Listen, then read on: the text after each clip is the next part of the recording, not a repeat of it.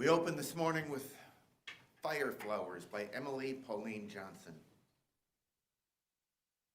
And only where the forest fires have sped, scorching relentlessly the cool north lands, a sweet wildflower lifts its purple head.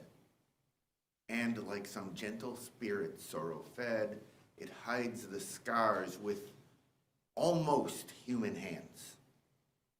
And only to the heart that knows of grief, of desolating fire, of human pain, there comes some purifying sweet belief, some fellow feeling, beautiful if brief. And life revives and blossoms once again.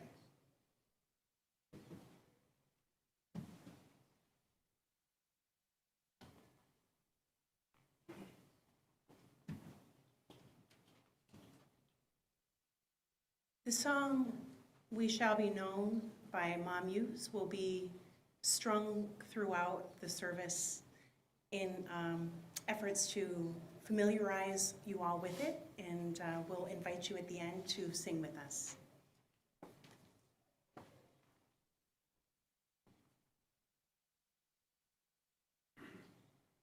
We shall be known by the company we keep, by the ones who circle round to tend these fires. We shall be known by the ones who sow and reap the seeds of change alive from deep within the earth. It is time now, it is time now that we thrive. It is time we lean ourselves into the well. It is time now, and what a time to be alive. In this great turning we shall learn to lead in love. In this great turning we shall learn to lead in love. We shall be known by the company we keep, by the ones who circle round to tend these fires. We shall be known by the ones who sow and reap the seeds of change alive from deep within the earth. It is time now, it is time now that we thrive. It is time we lead ourselves into the well. It is time now, and what a time to be alive. In this great turning we shall learn to lead in love. In this great turning we shall learn to lead in love. Beautiful.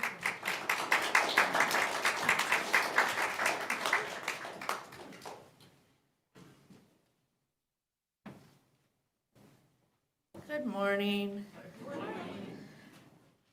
My name's Laura Thompson. I'm the minister here. I welcome you all here, whether it's your first time or you're a returning visitor, or if you've been here for years and years and years. Welcome this morning. We've got, I think, this is a very natural element focused service today on fire, but certainly we've got air in our voices that we're singing. We just heard Nicole and Lark singing that lovely, beautiful song that we'll hear again later on today. I also wanted to point out that we have water represented today in some new photos that are posted up on the wall right directly out there. Brian Reese, who's a member here, those are his photographs, and he, in addition to doing just above shore photography, also does some underwater photography. So there's some great things to see out there. Check that out. If you are joining us for the first time or early in your journey with us, there are green packets downstairs. Those are great to take. They have a lot of information about us, including the new January newsletter, which has good information in it to kind of guide you on your journey here. So check that out. Folks on Zoom and YouTube, You can find that in the comments. Oh, also, I want to mention Richard's on tech, as usual. Hooray for Rich. Can we just give Richard some snaps or claps? Seriously. In this modern world, you need to have somebody back there helping along with everything. And can somebody remind me what team is on hospitality today? Red team. And I think I don't know if there's a sign up today for hospitality, but I think there will be next week. So if you'd like to join a hospitality team and you're not on one, you can sign up for that next week. Oh, I also want to mention that it is our fire communion service today, and if you haven't experienced that before, you'll learn more about that as we go along. But folks at home, I don't know which camera I'm on. Am I over here? Folks at home, I'm talking to you. So we're doing a fire ceremony, and what we'll be doing is writing down things we want to let go of. So if you have a pen and some paper, and if you do have a candle or some kind of safe bowl to burn something with a match or a lighter on hand, that would be great for you to have. So we want everybody to be able to participate in that. We continue our service with our chalice lighting this morning, which is our traditional form of fire here. Will you all please join me in the words for lighting our chalice this morning? Out of the flames of fear, we rise with courage of our deepest convictions to stand for justice, inclusion, and peace. Out of the flames of scrutiny, we rise to proclaim our faith with hope to heal a fractured and hurting world. Out of the flames of doubt, we rise to embrace the mystery, wonder, and awe of all there is and all that is yet to be. Out of the flames of hate, we rise with the force of love, love that celebrates our shared humanity. Out of the flames, we rise. One other note on those of you here in person on your order of service, it says that we're singing Dark of Winter after my reflection today, and that's a mistype. I forgot to take it out from the previous service, so we're not singing that later. But we are singing right now, What Wondrous Love Is This, which is number 18 in the gray hymnal, and the words will be on the screen or up here behind me.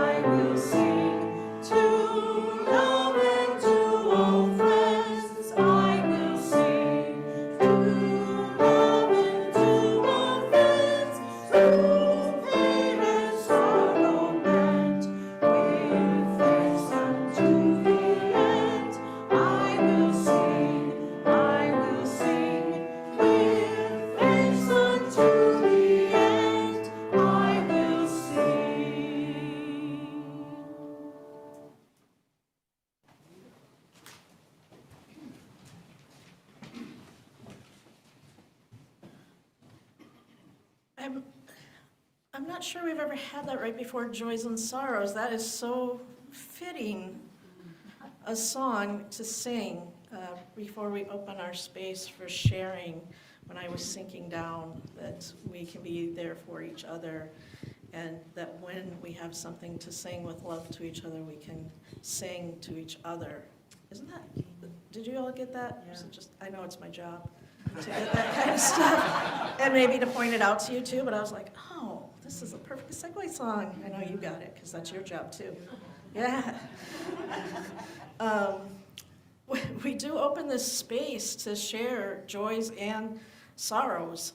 Each week, we all carry so much in our hearts with us in every day, and every week, and every year. Wonderful things that we want to share with others because we're so amazed and grateful. And hard things that we need to share to ease our burden, to get support from those that love us, which is everybody here in this room is here to support you and love you with whatever you're going through. And they're also here to celebrate your joys. So if you're here in person and you have something that you'd like to lift up, you can raise your hand. One of the ushers will come around with a microphone. If you're watching on Zoom, you can type it in the chat and we'll read it out loud here. And if you're on YouTube, you can share it in the comment section.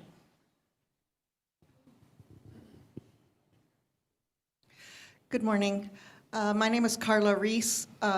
Many of you who are new have not seen me because I've been downstairs all of last fall teaching OWL to 4th through 6th graders. So my first joy is for me. Thank you all, everyone who supports OWL, and all the parents who sent their kids to OWL. It was such a great experience. We had so much fun. The kids are amazing. So thank you, thank you, thank you, and please continue to support OWL. And my second joy is for my husband, Brian Reese, whose photos are on display. Thank you, Karen, for helping us set up, and it's such a beautiful display. Please check it out.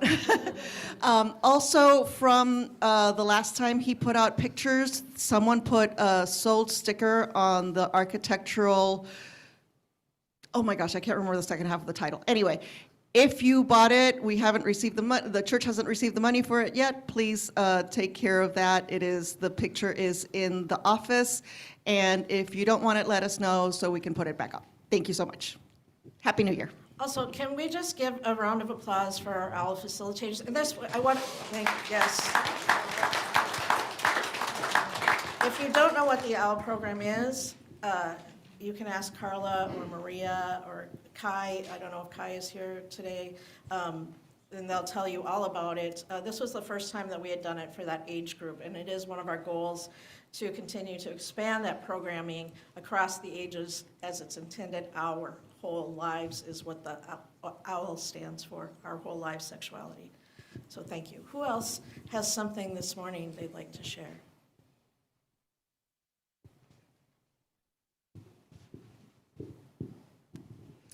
As you all can see, my brother is gone home. So I want to thank you all for making him feel so welcome and so cared for, and for being so kind to us both.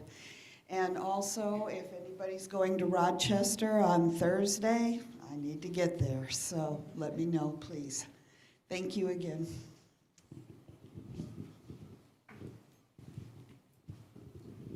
Hi there, I'm Marge Lorraine, and I just wanted you to know that I watched the interview with Ken Burns last night, and he reminded us that we had the Civil War, where people were completely separated and hating each other, and that what's happening now is certainly indicative of the same kind of movement in America.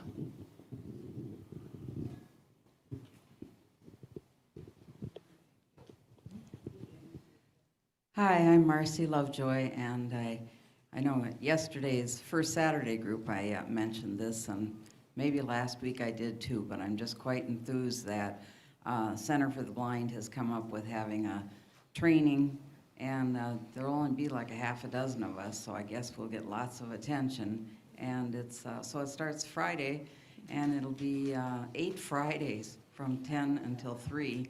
So each one will have a kitchen or cooking piece, so maybe I'll end up figuring out something to bring here. But anyway, thanks so much for everybody all the time for being so helpful. And I just always like to let people know that, of course, I can't see you, so please let me know who you are when you come up.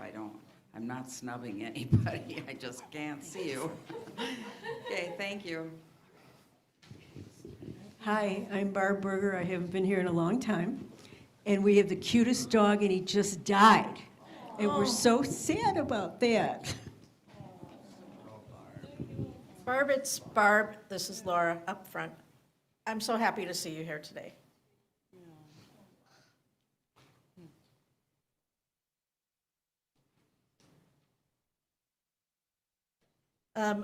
Kathy Eager online says, on December 30th, they welcomed great-grandson Daryl Winslow Montes Eager, baby D, daddy D, great-grandpa D, and great-grandma are all very happy. And so is his mama, Lolly. Oh, and he looks like an eager, so there you go. Does anybody else have anything else to share this morning? I did just want to respond. Marge had brought up the division that we all know is going on, and this month we'll see an inauguration, and I'm sure our stress levels may rise with that, and we don't know what will happen with some of that. Please watch your emails, and maybe some of you get our texts as well. We'll likely have an open space like we did after the election on Inauguration Day, if anybody needs space for that. Also, I want to point out our Wednesday centering space is also a great space just to come, and usually it's just silent meditation. This week Richard is leading it. That's Wednesday at 5:30. And I know some of you may have New Year's resolutions to have more grounding and centering in your lives, so this is one way that you can keep yourselves accountable to making that happen. Come here and practice with us. For those joys and sorrows that have been mentioned, and for those that remain in the sanctuary of our hearts, we lift them all up, and will you please join in singing our sung response?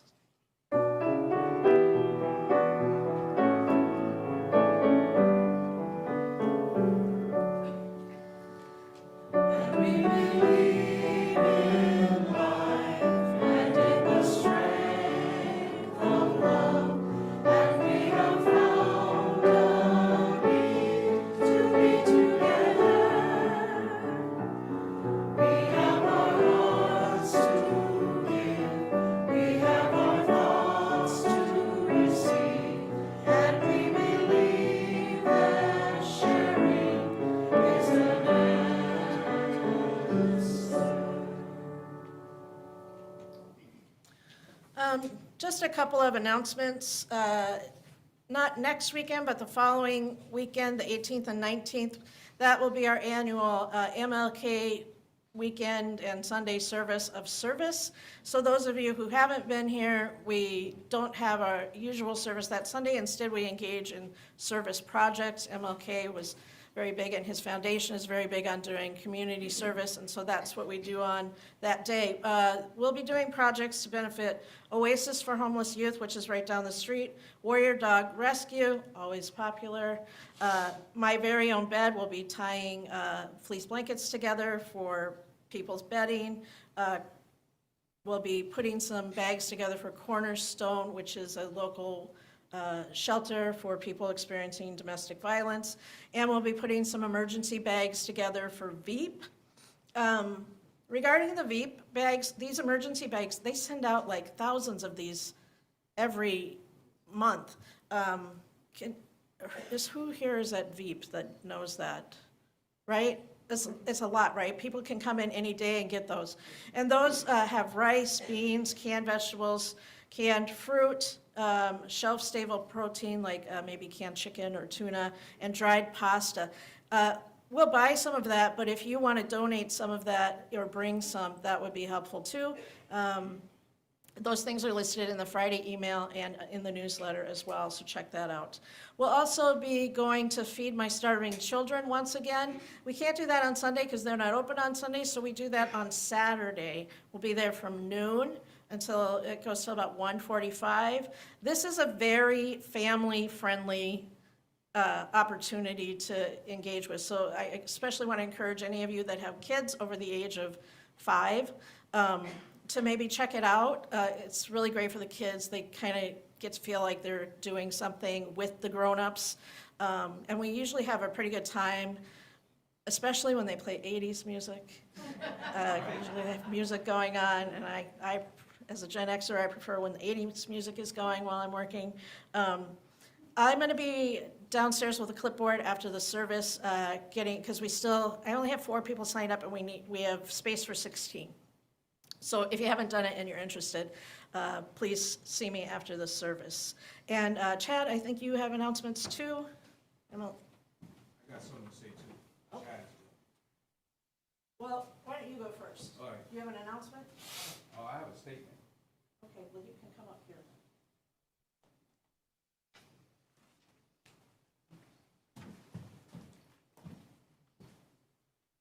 Siblings, I'm gonna ask you one question. What does light do when it becomes dark?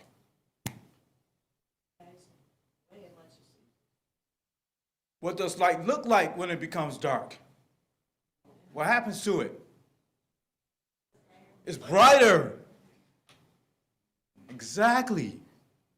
All the things that we learn here at this wonderful fellowship, we can put that into practice and become the source of light for ourselves and for other human beings, despite what's going on the outside, despite the politics, despite the prospects of civil war. Amen. Thank you. Amen. Think about that, brothers and sisters, siblings in Christ, siblings, brothers, family, because that's how I see all of you, my family, my siblings, and wonderful fellow human beings.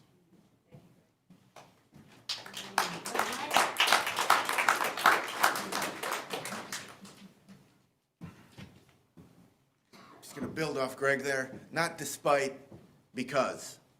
Exactly. Because we can be that light. On that topic,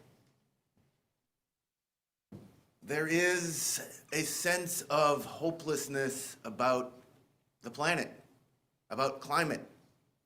We know that. We don't want to give in to it. Forest Church called it the sin of sophisticated despair. Well, next week you get to stand up to or sit down and talk about how to get past it. We are participating along with thousands of UUs across the country this year in the Climate Justice Revival weekend. We're doing it next weekend. Saturday, come with each other, sit down and talk about what are your dreams for living into the future. We will envision what we dream of 2050 looking like. But we don't get there without thinking about it and working toward it together. And so please sign up downstairs or online. There's a link in the Friday email. We've got about 20 or so folks signed up right now. We have room for more. But please do get signed up. We are serving lunch. We'd like to know how many of you we're going to feed, because we're nice that way. And we want you to have the energy. There is childcare provided and curriculum for the kids. So please, please, please sign up. As with the Feed My Starving Children, involving children shows them what it is to be people of faith. We live our faith, we express our faith through how we share it with them. So please engage them. Sign up on both clipboards downstairs. On that theme, each month, when we take up the offering, we share half of the plate, half of what we take in with a community partner. This month, the community partner is Minnesota 350, which is part of the global 350 organization. There are chapters in, I believe, every single state in the United States, looking to focus locally on what can be done on the question of climate justice, intersections of race and poverty and gender and all of the ways climate justice intersects with all of our lives. And so, as part of the climate justice revival this week, or this month, we chose this partner to share our wealth, our resources with as part of that fight. So please give generously, as you always do. The ushers will accept the offering here at the church. Wow, words, Chad. And there will be a link that you can share with online. Thank you.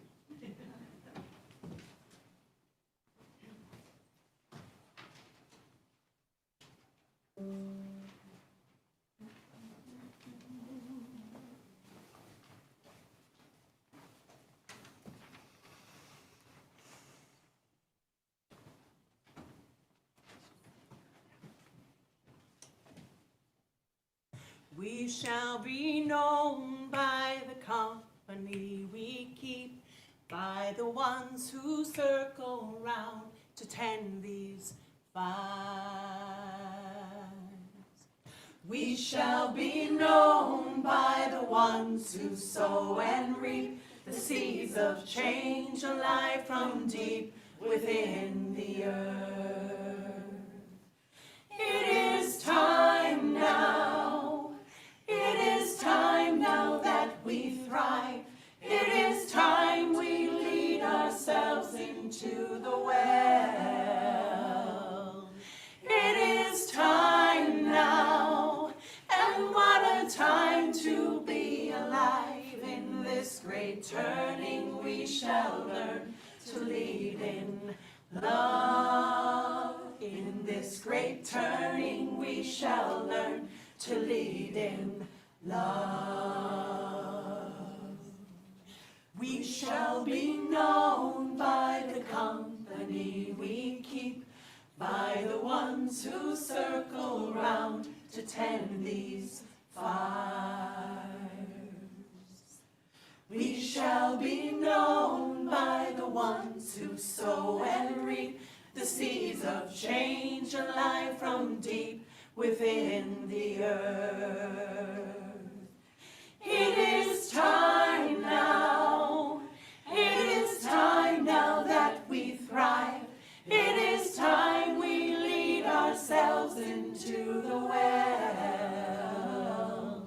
It is time now, and what a time to be alive. In this great turning we shall learn to lead in love. In this great turning we shall learn to lead in love. We shall be known by the company we keep, by the ones who circle round to tend these fires.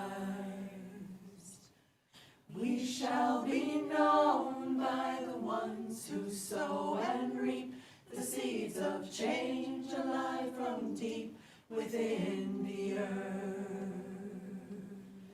It is time now. It is time now that we thrive. It is time we lead ourselves into the well.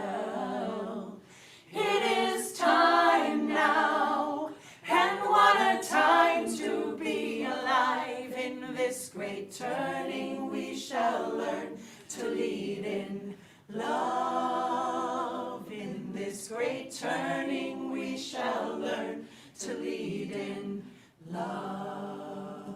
In this great turning we shall learn to lead in love. In this great turning we shall learn to lead in love.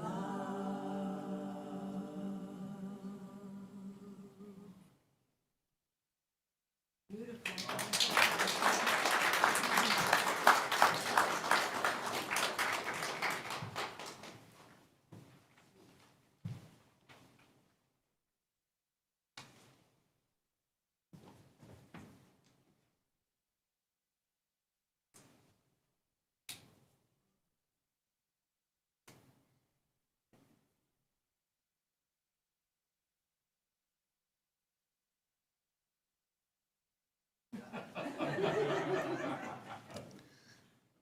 I don't know if it was bothering anybody else.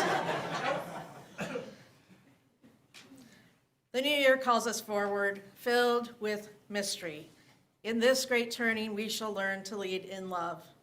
But before we turn to a new year, we take a final glimpse at the year before and reckon with all that it held for us. You'll find in your seats or near there pen and paper. So make sure everybody has a small piece of paper. And what I invite you to do first is hold that paper close to your heart. Oh yeah, take a nice, good, deep breath. Thanks.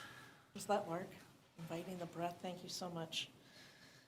Take a deep breath. Oh, that's actually in my script too. Take a deep breath. And reflecting on moving ahead with your life into the new year, consider what you might leave behind, burning it so brightly that it changes form and disappears. What parts of your life, what ideas, what things, what people even, what ways of living have become obstacles in the way that you want to be? What's holding you back? What's getting in the way of you living as fully as you were meant to live? What might you burn away? What will you relinquish?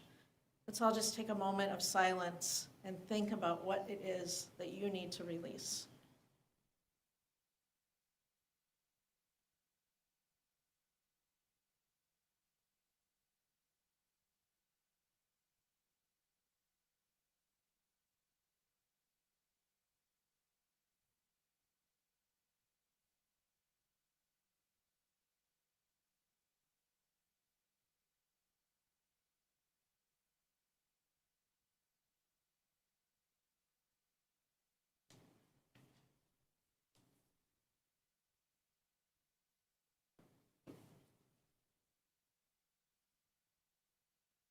And having thought of what you need to release, I invite you to write down a word or two on the paper, or draw a picture even of what you want to let go of. You can also choose not to write anything, but just to imbue your piece of paper with your thoughts.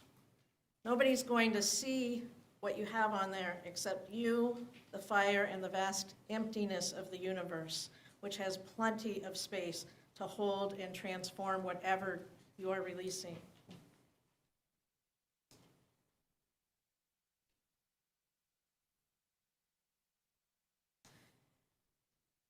And in a minute, as you're finishing up, we invite you to take your offering to the fire outside and let it go. The fire that we have lit outside this morning is sacred space. Please enter it intentionally and quietly with patience for others around you who may need more time at the fire. You can simply walk and place your release into the fire and come back in. It is cold outside. And you can come back in here and think about that. But if you need more time by the fire for your own silent prayer or thought, please take the time that you need. If you do not wish to go outside, we invite you to raise your hand, and one of us will come around and take your offering to the fire. Folks at home, we invite you to safely burn your offering in a way that works for your space today. And at this point, I'll invite you to go ahead and go.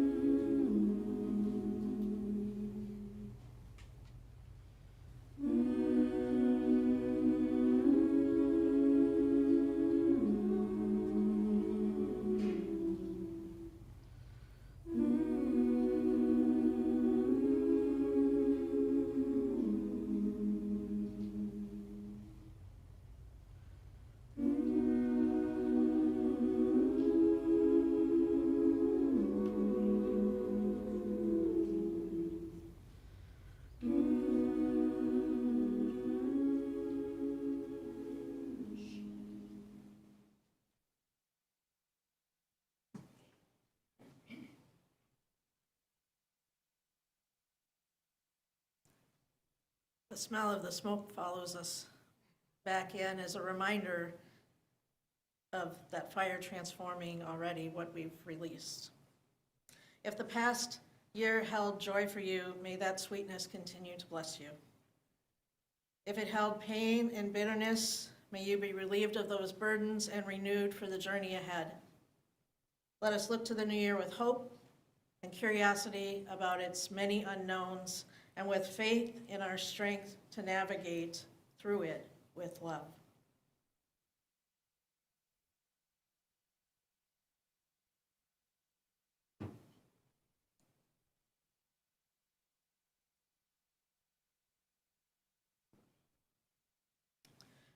We shall be known by the company we keep, by the ones who circle round to tend these fires. Since the dawn of civilization, humankind has been captivated and in awe of the power of fire and our relationship to it. Fire both destroys and regenerates life. It is a symbol of purity and protection. To our ancestors, the warmth of a lit fire on a cold night or day like today meant living through the night, protection from predators, and it meant cooking food. We have thrived as a species and evolved to our current status because of our ability to capture, create, and use fire. So powerful an element is fire that it has been venerated, sanctified, and even worshiped throughout human history. In Celtic lore, Brigid is the deity that's associated with the holy wells and the sacred flames. The Brigidine sisters tell us that a sacred fire burned in Kildare, reaching back into pre-Christian times. A sacred fire was burning. Scholars tell us that priestesses used to gather on the hill of Kildare to tend their ritual fires while invoking the name of the goddess Brigid to protect their herds and to provide a fruitful harvest.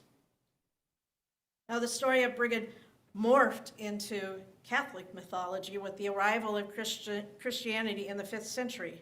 And then nuns kept the perpetual fire of Brigid burning until the Protestant Reformation in the 6th century.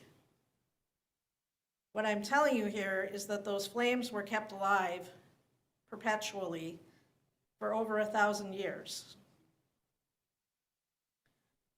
Then the Protestants crushed it during the Reformation, like lots of things happened. But the flame was relit in 1993, and the Kildare City Council since then has commissioned a sculpture to house the flame, and in 2006, the President of Ireland presided at the lighting of the flame again in the town square. And the flame today remains tended by the Brigidine sisters in Solas Breed. The flame burns as a beacon of hope, justice, and peace for Ireland and the world. Native American myths also lend many stories of fire being stolen by animals and gifted to humans. And my favorite is attributed to the Lenape people, although when I was looking it up earlier last week, it said that that might be wrong and that it might be the Cherokee people, so I will mention both, unsure of where its origins are. But this is a story about the rainbow crow. And the story goes that all of the animals in the land were very cold because it was winter and cold, like it is today. And the creator who creates things by thinking them, see, that creator had created snow and ice, and so they were shivering. And they were so cold. And they gathered in the forest trying to figure out what to do, and they thought maybe if one of us goes up to the creator who creates all things by thinking them, we can ask the creator to unthink snow.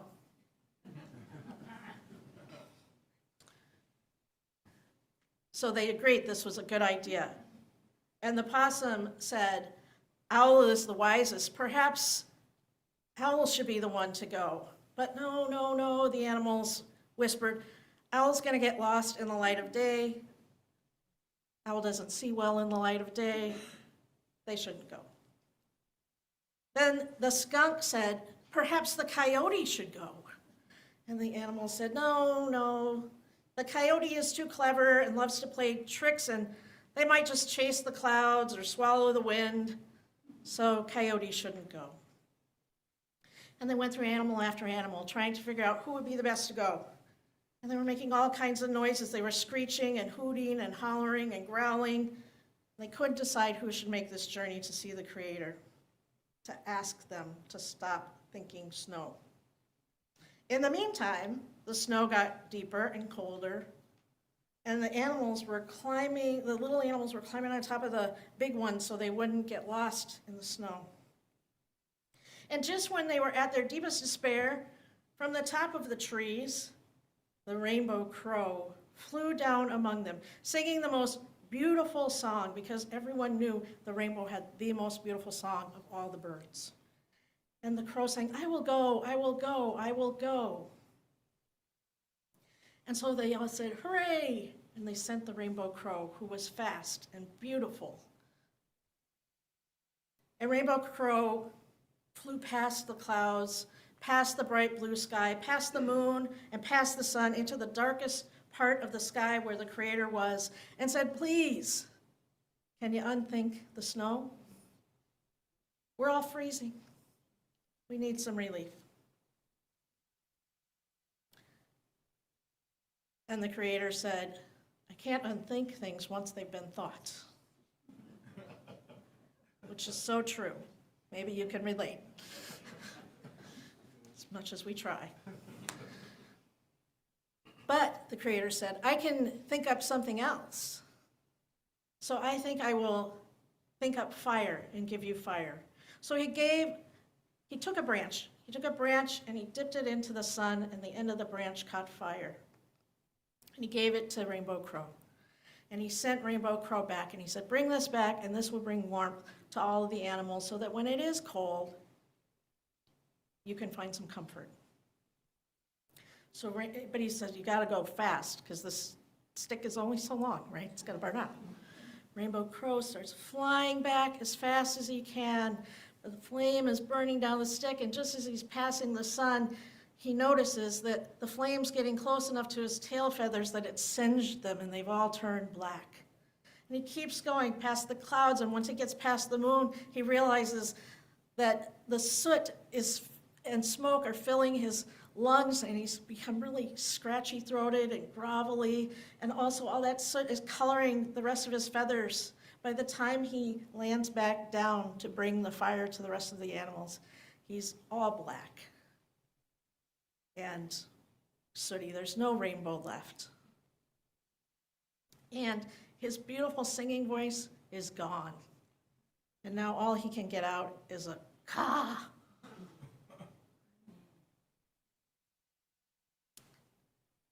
And the animals are happy, and Rainbow Crow is happy and not happy. And the Creator sensed that Rainbow Crow wasn't happy and came to Rainbow Crow and said, "But I have a gift for you, and here's the gift for you. When people come, and they will, and they mess things up, they will not want to cage you because you're not the most beautiful bird in the forest anymore. And because you've taken this arduous journey, your flesh will no longer taste good to them. It will taste of fire and smoke and ash." And he said, "If you look closely enough, when the light is shining on you, you will see in your black feathers shining underneath, every color of the rainbow is still there." And since then, we've had the gift of fire. Today, we gather around our own fire to seek its regenerative powers and to reimagine our own lives. We shall be known by the company we keep, by those who circle round to tend these fires. We shall be known by the ones who sow and reap the seeds of change alive from deep within the earth. It is time now. It is time now that we thrive. It is time we lead ourselves into the well. It is time now, and what a time to be alive. In this great turning, we shall learn to lead in love. Those are the words from the song that we've heard twice already today and that we'll be singing in a little bit together. We are indeed known by the company we keep, as Greg mentioned this morning, as we've mentioned this morning. We are the ones who circle around to tend these fires. These fires that we know by the words that we share every week as the light of truth, the warmth of community, and the fire of commitment. Now, our fire today extends beyond our chalice, igniting the flames of our fire communion circle. And as we begin this new year, we're pausing here to let go of things, relationships, ideas, expectations that no longer serve us as healthy and nourishing ways. And we do this so that we can better lean into our best selves. A lot of what we tend to need to let go of is negative talk or false truths that we tell us about ourselves, that we're not good enough or smart enough or strong enough or lovable enough or worthy enough. And we release these ideas to remember a higher truth that gets hidden behind all that noise. A higher truth that rests in our own hearts, that we are good enough just as we are, that we are worthy, and that we are loved, each and every one of us. You are good enough just as you are, imperfections and all. You are worthy in your brokenness and in your wholeness. The beauty of the world is yours to behold. You are loved whether you're brokenhearted right now or whether you are right as rain. You are loved now and always.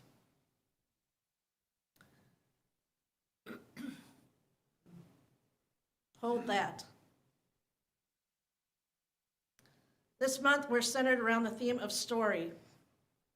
So today, I wanted us to think about the parts of our story that aren't serving us well and release them into the fire. Fire is great at clearing away rubbish and weeds and debris and leaving behind more fertile ground to grow. We're renewed and regenerated. We can also use this time not to just think about ourselves, but to look at our shared story, our story as a congregation. So what is it that needs to be burned away that we can regenerate here? First of all, we can let go of the notion that we are a shrinking and aging congregation. And I mean no offense to anybody who may be up there in years. But before the pandemic, that was a real feeling here. And that is no longer our story. Rejuvenation of the life of this congregation has begun. So if you've joined this congregation in the last 2 years or you're a visitor here today on your journey with us, can I just ask you just to stand up for a brief minute?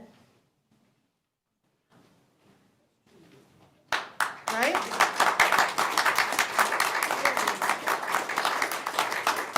Thank you. Thank you.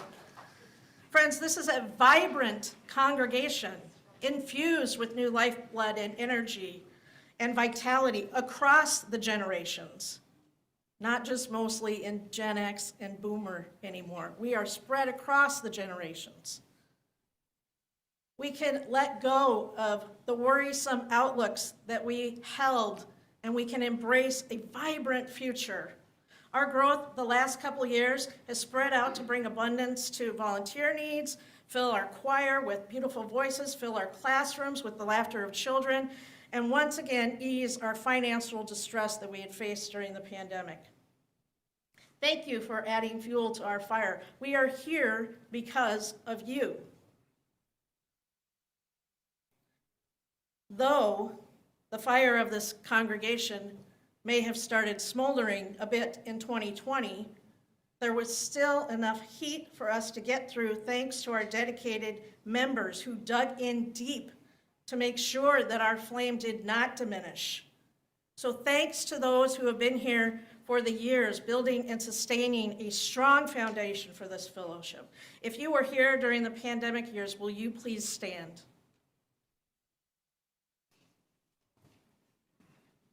Yeah.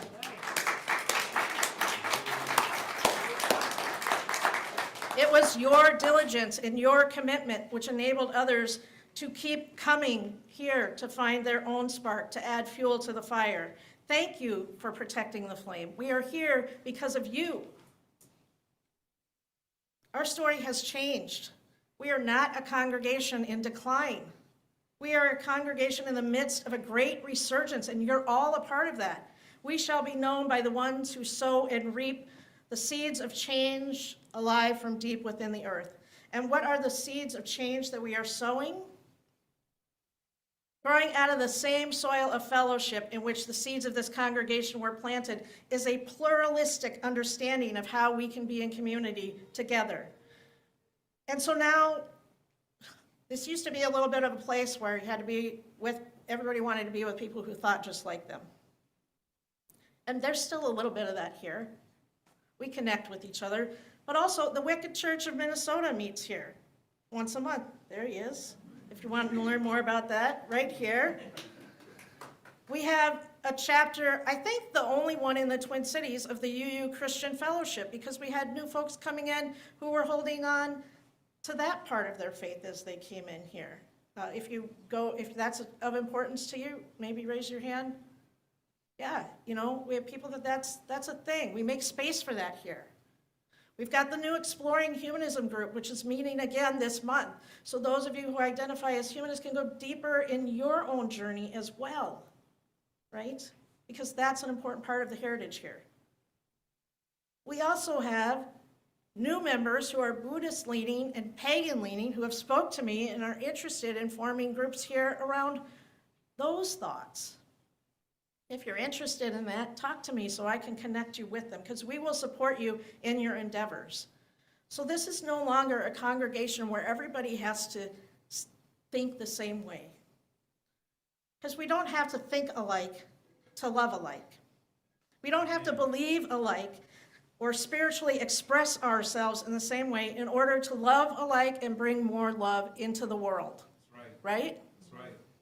That's the whole reason we got attracted to this faith in the first place, most of us. We don't have to think alike to do amazing things together. Martin Luther King Jr. reminds us that life is at its best when it is a creative synthesis of opposites in fruitful harmony, and that is the truth. Yes. Our differences do not create discord, as we have had such a brilliant example of this morning with the harmonies being sung. You're singing different notes. It did not create discord. It created something amazing and beautiful. Its value was beyond just the notes that were sung. Thank you. In the warmth of this community, there is space for whatever color your light of truth is. Bring your light here and add it to our fire. Because the larger truth is this: it is the light and spark we bring through our deepest beliefs, varied though they may be, that fuel our fire of commitment to center love in this world by living out our values of transformation and equity, justice, pluralism, interdependence, and generosity. It is time now. Greg talked about this. It is time now. It is time now that we thrive as those who tend the fire, keepers of one another in care and support, and as visionaries for a warmer and brighter future for everyone. Beloveds, let us be wholly grateful for this community and the promise that lies ahead. It is time now, and what a time to be alive. In this great turning, we shall learn to lead in love. Blessed be. Amen. Amen. Will you all please join me in the words for extinguishing our chalice this morning? We extinguish this flame, but not the light of truth, the warmth of community, or the fire of commitment. These we carry in our hearts until we are together again. Closing words today are from 19th century composer Gustav Mahler, who said, "Tradition is not the worship of ashes, but the preservation of fire. May the traditions we hold for ourselves be of the perpetual flame which lights the way for an ever-renewing life." Amen.